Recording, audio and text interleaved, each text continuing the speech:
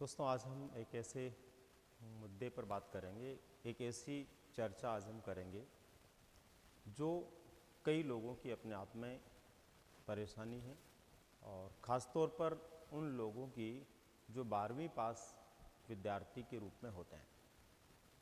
दरअसल आज इस मुद्दे पर मैं बात कर क्यों रहा हूँ और ये अचानक से कहाँ से मेरे मस्तिष्क में आया, तो कल रात की बात है। मेरे एक मित्र हैं और किसी ज़माने में प्राइमरी स्कूल में हम साथ पढ़ा करते थे।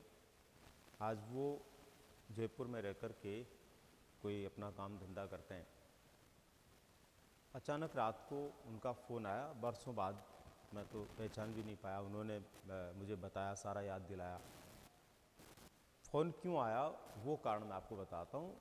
उनके बच्चे ने अभी 12वीं पास की और 12वीं पास करने के बाद में वो बच्चा बोल रहा है कि मुझे अब ग्रेजुएशन के लिए दिल्ली के किसी विश्वविद्यालय में या कॉलेज में एडमिशन चाहिए और वहीं रह कर के फिर मैं आगे की जो है तैयारी करूँगा, यानी यूपीएससी की तैयारी मुझे करनी है।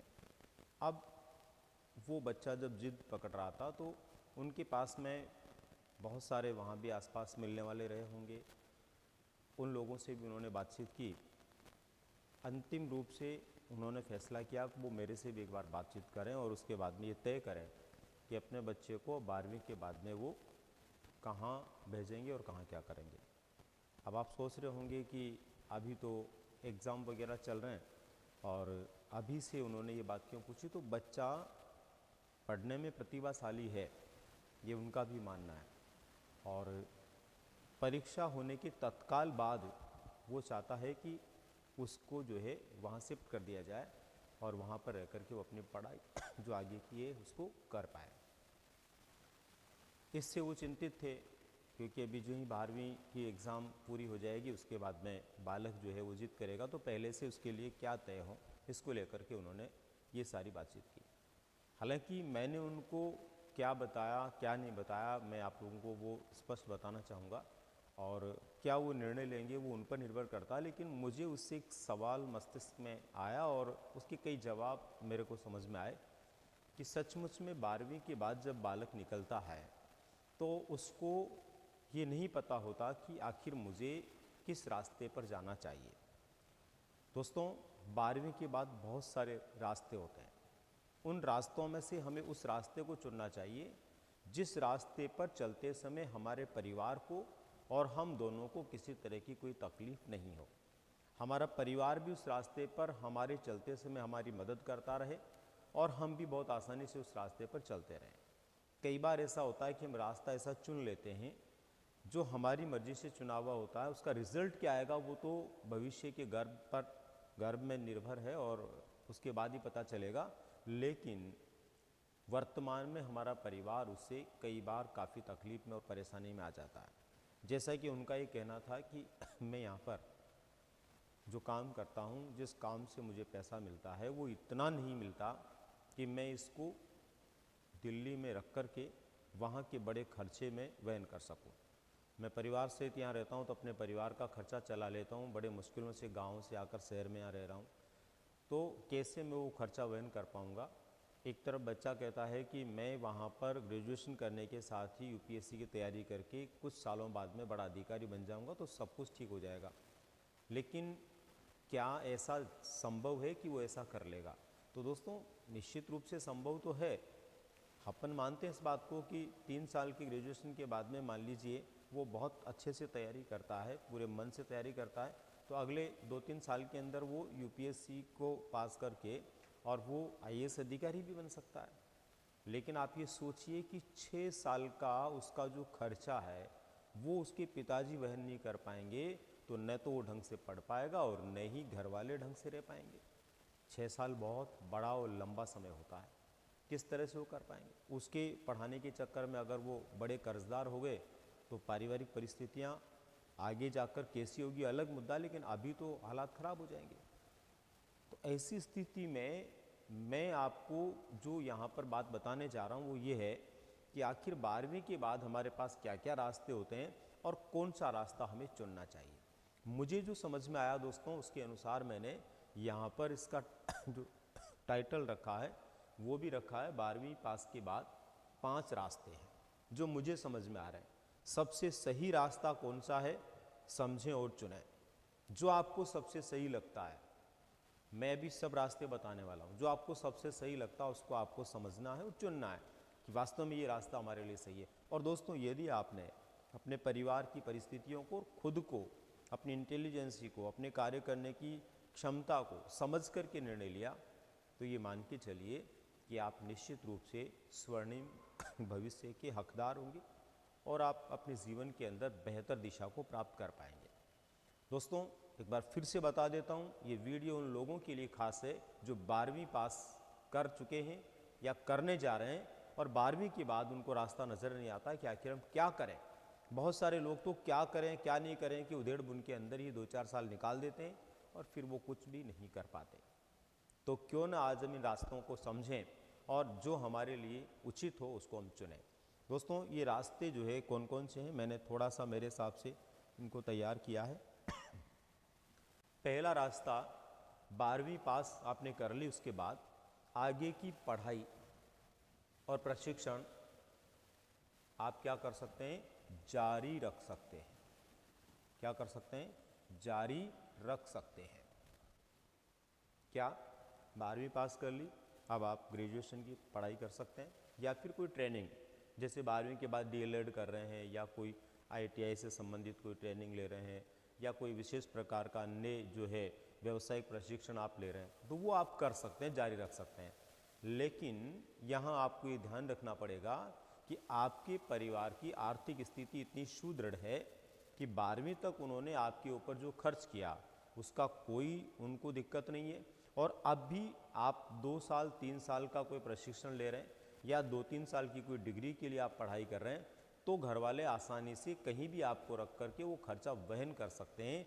तो ये रास्ता आप लोगों के लिए पहला रास्ता हो सकता है और ज़्यादातर लोग इस रास्ते को चुन लेते हैं। लेकिन दोस्तों, इस रास्ते में हमारा भविष्य क्या होगा ये हमें पता नहीं चलता है। यदि आपने ग्रेजुएशन का रास्ता चुन लिया, आप जो है नियमित विद्यार्थी के रूप में ग्रेजुएशन करने जा रहे हैं, तो आप सोचिए वो 3 साल का ग्रेजुएशन जो नियमित होकर के आप करेंगे, उस ग्रेजुएशन की वैल्यू भी वही होगी जो आप प्राइवेट ग्रेजुएशन करेंगे। और उसका बड़े से बड़ा फ़ायदा क्या होगा ये तो मुझे नहीं पता, लेकिन कुछ उसके नुकसान ज़रूर हो सकते हैं। जैसे आप 3 साल के लिए किसी कॉलेज में आते और जाते हैं, तो वहाँ पर भी कई तरह की संगति मिलती है। सही संगति मिल गई तो शुद्ध दिशा आपको मिलेगी और गलत संगति मिल गई तो गलत दिशा की ओर आप चले जाएंगे। नेगेटिव और पॉजिटिव थॉट के साथ में आप सोचेंगे तो आपको समझ में आएगा कि आपको क्या करना चाहिए। परिवार की आर्थिक स्थिति अलाउ करती है, बहुत बेहतरीन और सुदृढ़ परिवार आपका है, तो आप लोगों को ये कर लेना चाहिए। प्रशिक्षण वही करना चाहिए जिस प्रशिक्षण के बाद आपको जॉब लगने की श्योरिटी हो, आपको पक्का विश्वास हो कि मैं घर वालों के पैसे खर्च करके ये प्रशिक्षण ले लूँगा तो मुझे निश्चित रूप से इस क्षेत्र में जॉब मिल जाएगा, तो आपको वो काम करना चाहिए। इसके बाद में दोस्तों दूसरा रास्ता कौन सा है? दूसरा रास्ता है दोस्तों ये, 12वीं पास, उसके बाद सरकारी नौकरी की तैयारी। अपनी पढ़ाई जारी रखो, दूरस्थ शिक्षा यानी प्राइवेट तरीके से आप अपनी पढ़ाई को जारी रखिए। ग्रेजुएशन करवाने के लिए हर विश्वविद्यालय प्राइवेट विद्यार्थियों को नामांकित करता है और ग्रेजुएशन उनका हो जाता है, लेकिन उसके साथ में आप क्या करना चाह रहे हैं? सरकारी नौकरी की तैयारी। अब सरकारी नौकरी की तैयारी सोचेंगे कि 12वीं पास के बाद, अरे 12वीं पास के बाद तो बहुत नौकरियां हैं, 12वीं पास के 10वीं पास के बाद भी हैं। आप 12वीं पास के बाद में जो है, अगर राजस्थान के निवासी हैं तो यहाँ पर CET का एग्ज़ाम होता है, उसके बाद में उस एग्ज़ाम की तैयारी अच्छे से करके अच्छा रिजल्ट आने पर उसके बाद में बहुत सारे दूसरे जो है जॉब होते हैं जिनके लिए आप अप्लाई करके उस क्षेत्र में जॉब प्राप्त कर सकते हैं। आपको पुलिस में जाना है, आपको वीडियो बनना है, आपको और भी दूसरे बहुत सारे LDC आदि बनने होते हैं, है ना। बहुत सारी नौकरियां हैं 12वीं पास के बाद में जो आप आसानी से प्राप्त कर सकते हैं, लेकिन उसके लिए आपको शिद्दत के साथ में क्या करनी पड़ेगी? तैयारी करनी पड़ेगी। तो तो 12वीं पास के बाद में दोस्तों दूसरा रास्ता है ये। अब कई लोग सोचते हैं कि यार मुझे तो बड़ा अधिकारी बनना है, मुझे तो आरएएस बनना है, मुझे तो आईएएस बनना है। डेफिनेटली आपको आरएएस आईएएस बनना तो आप बन जाएंगे। अभी आपने 12वीं पास किए, अभी आप प्रौढ़ावस्था की शुरुआत में आए हैं, अभी आपके पास समय है, लेकिन आपको ये देखना पड़ेगा कि आपके परिवार की यदि आर्थिक स्थिति बहुत बेहतर नहीं है तो दोस्तों बड़े पदों के लिए आप तैयारी करें, बेशक करें, लेकिन उससे पहले कोई छोटा पद जरूर प्राप्त कर लें जिससे आपके घर की आर्थिक स्थिति में भी आप मदद कर पाएँ, सुकून के साथ में आप अपनी पढ़ाई भी कर पाएँ और बड़े जॉब के लिए आप आगे निश्चित रूप से सफल भी हो पाएँ। क्योंकि तब तक आदमी को सुकून और शांति नहीं मिलती जब तक उसके पास में दैनिक जीवन के खर्चे से संबंधित पैसा नहीं होता। इसलिए आपको अपने परिवार की आर्थिक स्थितियों को देखते हुए 12वीं पास करने के बाद अगर परिवार की निगाहें आप पर टिकी हुई है, आप परिवार के नए नौनिहाल और नए प्रौढ़ और नए युवा बनने जा रहे हैं, तो आप लोगों को क्या करना है, निश्चित रूप से आप लोगों को उस दिशा के अंदर प्रयास करने चाहिए सरकारी नौकरी के लिए। हाँ, इतना जरूर ध्यान रखें, सरकारी नौकरी की तैयारी यदि आप करते हैं तो अपनी पढ़ाई को जारी रखें, आगे की पढ़ाई ग्रेजुएशन की जो भी आप है वो प्राइवेट तरीके से जारी रखें। लेकिन ये स्थिति तब संभव है जब आपके परिवार की आर्थिक स्थिति ठीक ठाक है और वो आपको पढ़ाई प्राइवेट कर रहे हैं लेकिन सरकारी जॉब की तैयारी के लिए आप कहीं शहर में जाकर कोचिंग कर रहे हैं या महंगी पुस्तकें खरीद करके पढ़ रहे हैं या ऑनलाइन पढ़ाई कर रहे हैं या किसी लाइब्रेरी में बैठ के पढ़ रहे हैं, तो उसमें भी तो खर्चा आएगा। वो खर्चा परिवार सहन कर सकता हो कि आप साल 2 साल की तैयारी करोगे, उधर ग्रेजुएशन भी आपका हो जाएगा और कहीं ना कहीं आपका जॉब भी लग जाएगा। तो आप लोगों को ये दूसरा रास्ता अपनाना चाहिए।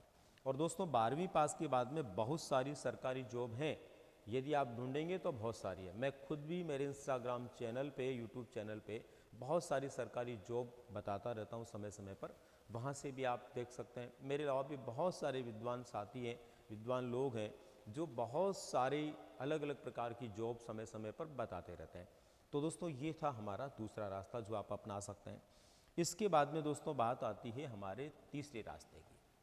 तीसरा रास्ता दोस्तों उन लोगों के लिए है जिनकी परिवार से संबंधित आर्थिक स्थिति कमज़ोर है। देखो दोस्तों, आर्थिक स्थिति जो ना जब कमज़ोर होती है तो बड़े मुश्किलों से परिवार आप लोगों को 12वीं पास करवा पाता है और वो सोचता है कि भाई अब आप 12वीं पास हो गए, बड़े हो गए, तो पढ़ाई भी करो लेकिन साथ में छोटा मोटा जॉब भी करो। तो यहाँ पर प्राइवेट जॉब प्लस दूरस्थ शिक्षा जारी रखो, यानी प्राइवेट पढ़ाई भी जारी रखो और कोई प्राइवेट जॉब भी करो। मैंने बहुत सारे विद्यार्थियों को देखा है कि वो अपनी पढ़ाई भी जारी रखते हैं और कहीं न कहीं 10, 12, 15 हज़ार की जॉब भी करते हैं और वो जॉब करके उससे कम से कम अपना खर्चा चलाते हैं, घर वालों पर वजन नहीं बनते और अपनी पढ़ाई को जारी रखते हैं। और कई तो ऐसे भी लोग देखे हैं मैंने, आपको भी ऐसे लोगों के बारे में जानकारी होगी जो 12वीं पास करने के बाद में अपनी पढ़ाई का खर्चा भी खुद निकालते हैं और जॉब करके 2 से 5 हज़ार रुपये घर वालों को भी सहयोग करते हैं, छोटा मोटा सहयोग घर वालों को भी देते हैं। कब? जब उनकी आर्थिक स्थिति कमज़ोर होती है। और दोस्तों गाँव के अंदर तो बहुत सारे परिवारों की आर्थिक स्थिति इस तरह की होती है कि उनको यदि महीने में उनके बच्चे अपना खर्चा निकाल कर 2-3-4 हज़ार रुपये भी देते हैं तो उनके छोटे मोटे काम निकलते हैं और उनको सुकून मिलता है, चैन मिलता है। इसलिए माता पिता को आप अगर सुकून देना चाहते हैं और आप ये अपने मन में खुशी लेना चाहते हैं कि आपकी वजह से आपके माता पिता प्रसन्न हैं, तो दोस्तों आप लोगों को उस स्थिति के अंदर क्या करना चाहिए? कोई भी प्राइवेट जॉब और पढ़ाई जारी रखना। प्राइवेट जॉब ऐसा करें जिससे आपकी पढ़ाई ज़्यादा बाधित नहीं हो। जैसे बहुत सारे ऐसे लोग होते हैं जो अपनी पढ़ाई कर रहे होते हैं और किसी एजुकेशनल इंस्टीट्यूशन के अंदर जो है रिसेप्शनिस्ट का काम कर रहे हैं, वहाँ पर वो जब कोई उनके पास आता है तो उससे बात भी करते हैं और बाकी टाइम पढ़ाई भी करते हैं, है ना।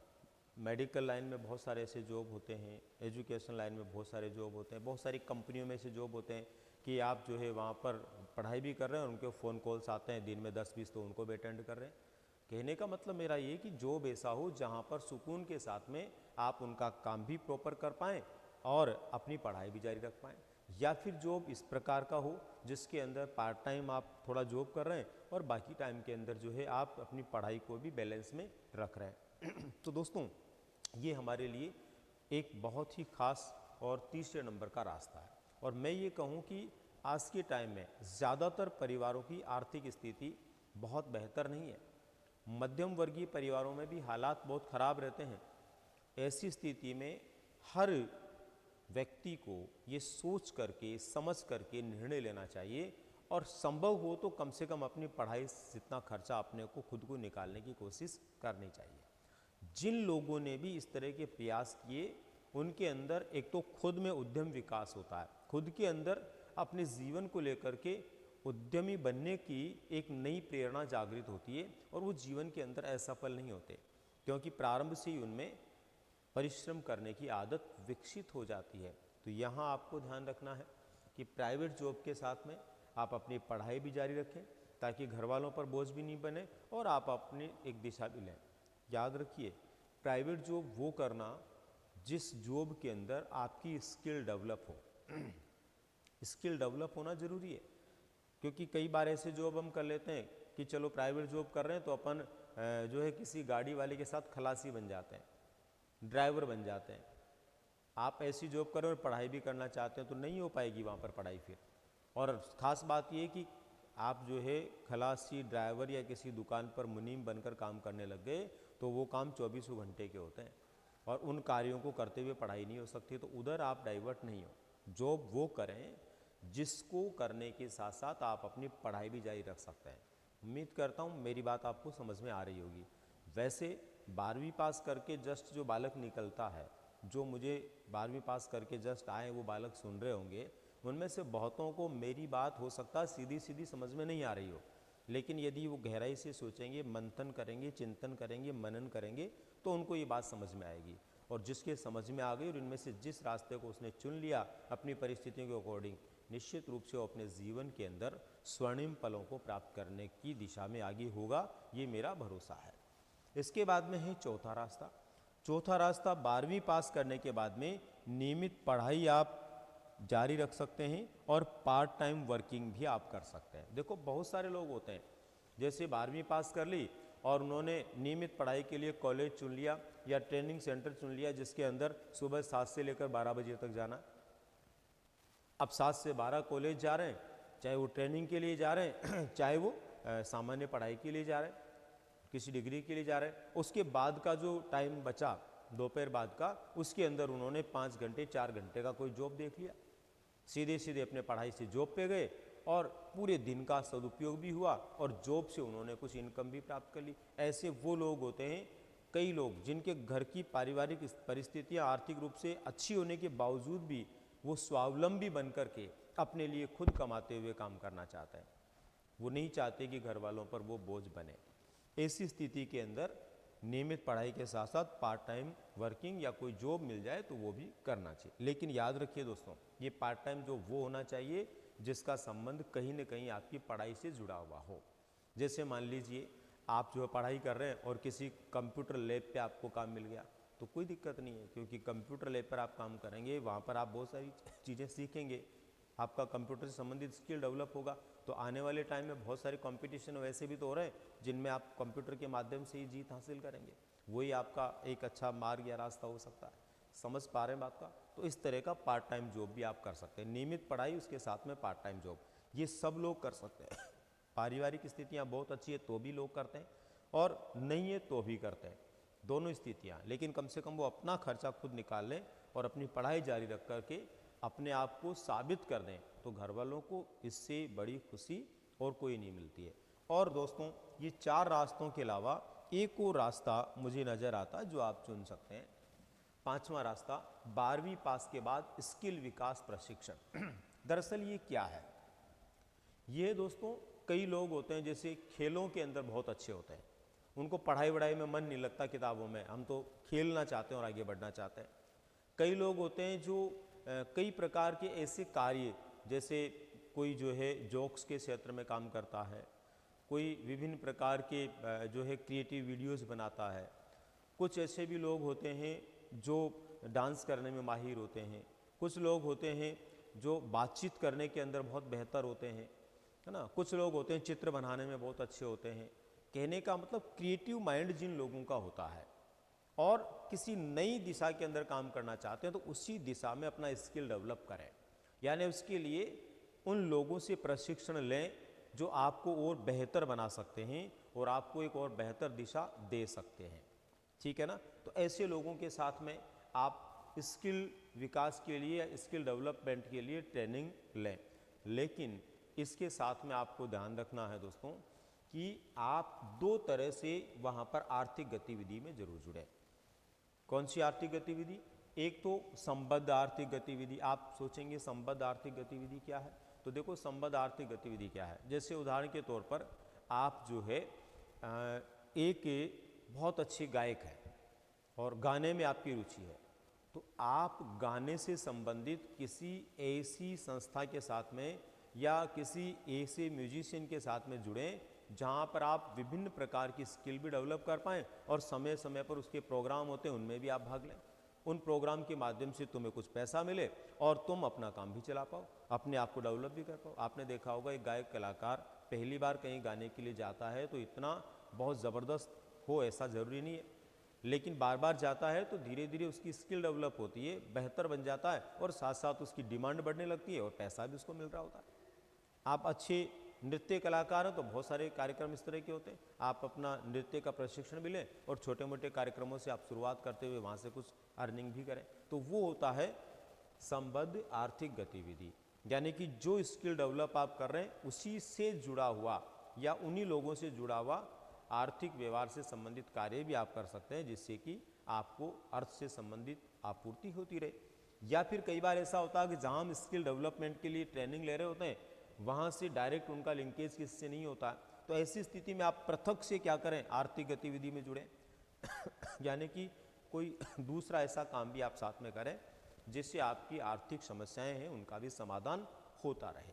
ये रास्ता भी आप अपना सकते हैं। ये रास्ता मैं जो बता रहा हूँ इसके साथ मैंने पढ़ाई की बात क्यों नहीं करी है, क्योंकि मैं खुद बता रहा हूँ कई लोगों का पढ़ाई में मन लगता ही नहीं है। पढ़ाई में मन नहीं लगता, मन नहीं लगता तो फिर वो क्या करेंगे, वो पढ़ाई तो करेंगे भी नहीं, उनको आप कुछ भी कह दो। तो ऐसे लोगों के लिए है ये कि वो अपने स्किल को डेवलप करें। और ज़रूरी नहीं है दोस्तों 12वीं पास करने के बाद में आप बड़ी डिग्रियां लेकर के ही कुछ बड़ा कर पाओगे। बहुत लोग हैं जो 12वीं पास करने के बाद में बड़ी डिग्री नहीं ले पाए, लेकिन उन्होंने अपने आप को इतना बड़ा बनाया कि दूसरे लोग देखते रह गए। ऐसी स्थिति के अंदर आप अपने स्किल को डेवलप करने के लिए ट्रेनिंग जरूर लें, उन लोगों से सीखें। आज के ज़माने में तो ट्रेनिंग लेने के लिए कहीं जाने की भी ज़रूरत नहीं होती है। आजकल तो वर्चुअल प्रकार के बहुत सारे ट्रेनिंग प्रोग्राम्स होते हैं, उनसे भी आप ले सकते हैं।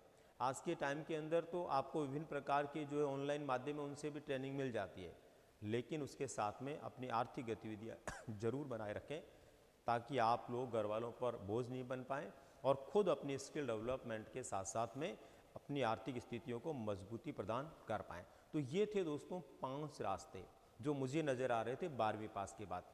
इनमें से कोई एक रास्ता आपको ज़रूर चुनना चाहिए जो आपको बेहतर लगे, जो आपके लिए उत्तम हो। दोस्तों इसके साथ ही 2 विशेष बातें मैं बताना चाहूँगा। पहली बात है, पहली से स्नातक पढ़ाई जो व्यक्ति करता है उसका खर्च क्या होता है। आपने कभी अंदाज़ा नहीं लगाया होगा कि घर वाले जो आपको पहली क्लास से लेकर के ग्रेजुएशन तक पढ़ाते हैं उसमें पढ़ाई में कितना खर्चा कर देते हैं। यदि हम नॉर्मल से नॉर्मल बात करें, सामान्य सी बात करें, तो एक बालक के ऊपर आज के इस ज़माने के इस आर्थिक युग में और इस महंगाई के युग में माता पिता कम से कम करते हुए भी लगभग 5 से 10 लाख रुपए खर्च कर देते हैं। कितने पता नहीं चलता कि कहाँ कैसे पैसे खर्च हुए। 5 से 10 लाख रुपए तो एकदम नॉर्मल बात कर रहा हूँ मैं। ऐसे ऐसे लोग भी हैं कि अपने बच्चों को पहली क्लास में ही उस स्कूल में पढ़ाते हैं जहाँ 1 लाख रुपए फीस होती है। उन लोगों की यदि हम बात करेंगे तो 12वीं तक की बात करेंगे तो 15-20 लाख तो उनकी स्कूल की फ़ीस हो जाएगी। उसके बाद में स्नातक के लिए भी किसी अच्छे कॉलेज में एडमिशन दिलाएंगे 2-5 लाख वहाँ हो जाएंगे। स्नातक की पढ़ाई तक जो है कई लोगों की 25 से 30 लाख रुपए खर्च हो जाते हैं, वो भी है। लेकिन मैं उनकी बात नहीं कर रहा हूँ, मैं तो एकदम साधारण उस गांव के परिवार की बात कर रहा हूँ जो एकदम साधारण स्थितियों से पढ़ाएगा तो भी 5 से 10 लाख खर्च होना सामान्य बात है। क्योंकि ग्रेजुएशन तक आप जाएंगे तब तक आपकी उम्र कम से कम 20-21 साल हो चुकी होगी, और 20-21 साल में घर वालों ने आपके ऊपर इतना पैसा ज़रूर खर्च किया होगा पढ़ाई को लेकर या दूसरे कार्यों के लिए। दिखेगा नहीं, वो पता नहीं चलेगा कब कैसे हुआ। आप सोचिए, अगर घर वाले ये 5 से 10 लाख रुपए आप पे खर्च नहीं करते और आपके पैदा होते ही आप पे पढ़ाई पर होने वाले खर्चे को किसी बैंक में डालते रहते कि इस साल का ये 50,000 रुपये पढ़ाई पे खर्च नहीं किया और बैंक में डाल दिया, या 20,000 रुपये डाल दिए, तो बताओ क्या होता। ये 5 से 10 लाख रुपए बैंक में पड़े पड़े आप जब 20-21 साल के होते तब तक आपके पास में आराम से 15-20 लाख हो जाते, और उन 15-20 लाख से आप अपना कोई प्राइवेट जॉब शुरू कर सकते थे। लेकिन उस प्राइवेट जॉब में आपको सक्सेस कब मिलती, जब आप जैसे तैसे करके पहले बेहतर तरीके से पढ़ाई करते। अनपढ़ रह कर के आप उस जॉब में भी बहुत आगे नहीं जा सकते थे। इसलिए घर वालों ने आप पर ये खर्चा किया है, ये सोच समझ करके। तो आपको ये सोचने की आवश्यकता है कि अब इसका लाभ हमें कैसे लेना है, इसका लाभ हमें घर वालों को कैसे देना है। और वैसे जहाँ तक मैं मानता हूँ, घर वाले कभी भी ये नहीं सोचते कि तुम पढ़ लिख करके जॉब करके व्यवसाय करके बहुत बड़ा पैसा कमाकर उनका खर्चा पानी चलाओ, वो नहीं सोचते। वो सोचते हैं कि आप बेहतर जीवन जियो, हमने कैसा जिया कोई बात नहीं, लेकिन आपका जीवन बेहतर हो, उनकी सोच ये होती है। इसलिए आप लोग विचार करें, मंथन करें कि ये जो घर वालों ने आप पे इन्वेस्ट किया है, इस इन्वेस्टमेंट का आप किस तरह से लाभ ले सकते हैं भविष्य के लिए। अब देखिए, परिवार की परिस्थिति एवं निर्णय। आप लोगों को दोस्तों परिवार की परिस्थिति देख करके निर्णय लेना है। पहले तो अपनी परिवार, जो मैंने 5 रास्ते आपको बताए, उसमें आप लोगों को अपने परिवार की परिस्थितियों के अनुसार निर्णय लेना है। ऐसा नहीं कि उनमें से कोई भी अच्छा लगा वो ले लिया, नहीं। परिवार की परिस्थितियां आपको किस कार्य को करने के लिए अलाउ करती है, उसको लेकर के आप निर्णय लेंगे। तो मैं कह रहा हूँ 100% आपका भविष्य जो होगा वो स्वर्णिम दिशा की ओर होगा। मित्रों, अंतिम बात करते हुए मैं आज के इस सेशन को विराम दूंगा। किसी भी रास्ते के साथ एक 12वीं पास व्यक्ति को सदैव पढ़ते रहना चाहिए। एक तो ये आपको ध्यान रखना है, ये मैं अंतिम आपको बात बता रहा हूँ। जो 5 रास्ते हमने देखे, जिसका मन नहीं लगता पढ़ाई में, उसके लिए भी है कि यदि आप कोई भी रास्ता अपनाते हैं तो ये ज़रूर ध्यान रखो, पढ़ाई को कभी बंद मत करो, चाहे कैसे भी पढ़ो आप। बहुत सारे माध्यम है आजकल तो, यानी बहुत सारे तरीके हैं जहाँ से आप पढ़ सकते हैं। पढ़ाई जब तक आप जारी रखोगे ना, आपका ज्ञानात्मक क्षेत्र जब तक बढ़ता जाएगा, तब तक बहुत सारी चीज़ें आपके जीवन में बदलती जाएगी, पॉजिटिविटी आती जाएगी। इसलिए ये हमेशा रखो। और विशेष रूप से क्या ध्यान में रखो, क्या पढ़ो, उसके लिए भी देखो, जीके पढ़ते रहो, जीएस पढ़ते रहो, यानी कि जनरल नॉलेज पढ़ो, जनरल साइंस पढ़ो, रीजनिंग पढ़ो, तार्किक जो विषय हैं, मैथ्स यानी गणित पढ़ो, हिंदी पढ़ो और इंग्लिश पढ़ो। क्यों पढ़ो भाई? इसलिए पढ़ो कि आज के टाइम में जितने भी सरकारी जॉब होते हैं ना, वहाँ के लिए जब आप अपनी पढ़ाई पूरी करके एग्ज़ाम देते हैं तो दोस्तों आप देख लो, कोई सी भी परीक्षा हो उसमें कुछ चीज़ें अलग हो सकती है, लेकिन ये कॉमन होती है, ये हर एग्ज़ाम में पूछी जाती है। आप पर्टिकुलर किसी एग्ज़ाम की तैयारी मत करो तो भी ये सब्जेक्ट तो पढ़ते रहो, कहीं न कहीं से कैसे न कैसे इनकी तैयारी करते रहो, एक दिन ये आपको ज़रूर काम आएंगे। और अगर ये सब कुछ आपने किया दोस्तों, तो आप मान के चलिए अपने जीवन को बेहतर बना पाएंगे। अंतिम मेरा विचार है कि समझकर निर्णय लेंगे तो जीवन स्वर्णिम है। यदि इन बातों को समझकर आप निर्णय लेंगे तो सुनिश्चित रूप से दोस्तों आपका जीवन क्या है, स्वर्णिम होने वाला है, बेहतर होने वाला है। उम्मीद करता हूँ कि ये बात आपको ज़रूर समझ में आई होगी, और मेरे मित्र के द्वारा मुझे पूछे गए सवाल के आधार पर मेरे मस्तिष्क में आए ये विचार कई सैकड़ों हजारों विद्यार्थियों के लिए उपयोगी बने, ऐसी उम्मीद करता हूँ। धन्यवाद।